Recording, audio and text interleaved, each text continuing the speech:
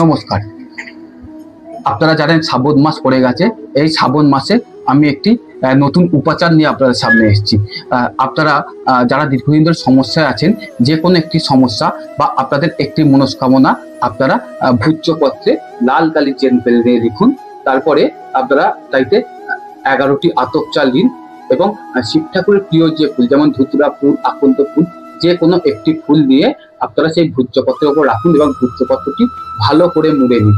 তারপরে যে কোনো একটি সোমবার আপনারা আপনাদের এলাকার যে কোনো শিব মন্দিরে যান এবং সেখানে গিয়ে বাবার মাথায় একটি বেলপাতা ঘি দিয়ে মধু দিয়ে অর্পণ করুন এবং সাথে সাথে ওই যে ভূজ্যপত্রটি আপনারা মনস্কামনা লিখেছিলেন সেটি সেই বেলপাতার উপরে রাখুন এবং ওম নমঃ শিবায় মন্ত্র জপ করতে করতে আপনারা বাবার মাথায় জল অর্পণ করুন।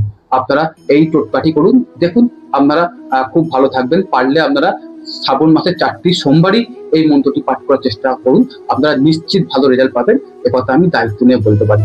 সকলে সুস্থ থাকুন, ভালো থাকুন।